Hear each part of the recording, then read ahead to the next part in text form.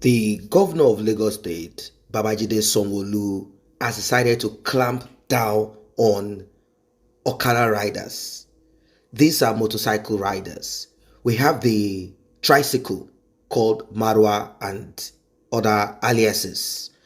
Now, there is something about these motorcycle riders that has brought a lot of concern. First, they care less about the safety of their passengers and themselves. And majority of these riders are from the north of Nigeria. Now, I believe the state governor, tricycle business and motorcycle business, gone are the days where you see people from the north going around polishing shoes. Gone are the days when they put water, mobile water from one place to the other. Gone are those days. These guys are now into motorcycle business. Many people have lost their limbs. Some have lost their lives as a result of the lackadaisical attitude. As a result of this, Allah gave me life, Allah will take it. If I die, it is God that said I'm going to die. That kind of mindset is very difficult to deal with that kind of person. Anyway, I don't know if the governor of Lagos State is trying to turn Lagos State to a mega city. One. Two, I don't know if it is the political scene. What is happening right now due to Bola Ahmed Tinubu wanting to be president of Nigeria, and the stress that is going on right now is kind of feeling the north.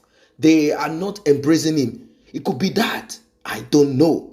Three, it could be that the governor kind of looked at it and is like, the population of these riders, they are just too much. And this is limiting the income that we want to get from our own state-owned transport. It could be any of this. But the truth and reality is this.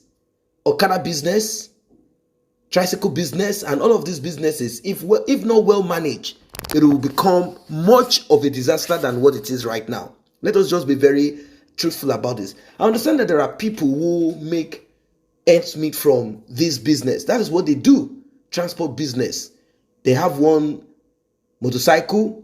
They go out. They do what they need to do. That is how they fend for their families. We are talking of a system that does not provide. There is no social assistance. There is nothing functioning. You just have to do what you have to do to get to where you have to get to. I understand. So we have to look at this, but then we have to look at the bigger picture.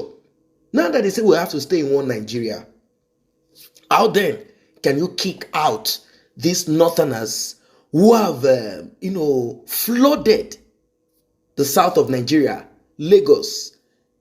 They do not follow the rules. They don't follow the laws. They do just whatever it is. How do you push them out of this business?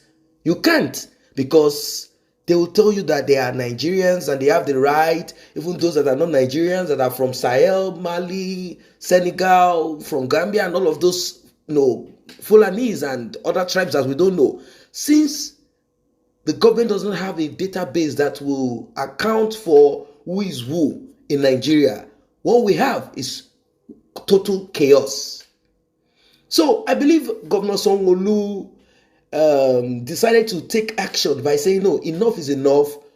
We are banning Okada. That's it. We are banning Okada. We are banning all of these things. We don't want any of this. We want proper structure.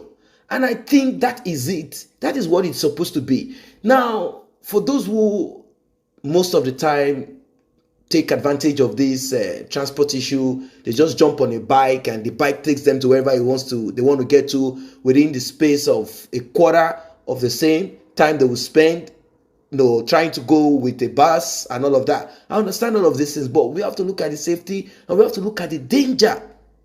Many of these people are involved in kidnapping, involved in other terrible things. That's what they do. They use these things to steal, to kill, and to destroy.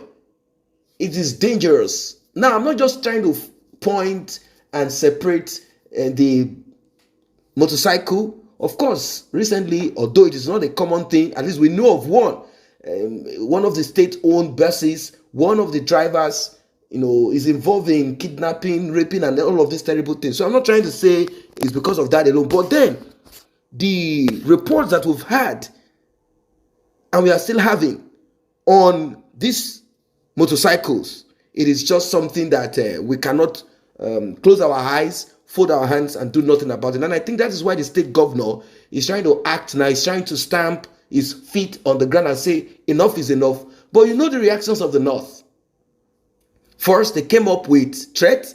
Then later they said, if you permit us to do what we do, we will vote for Bola Ahmed Tinubu.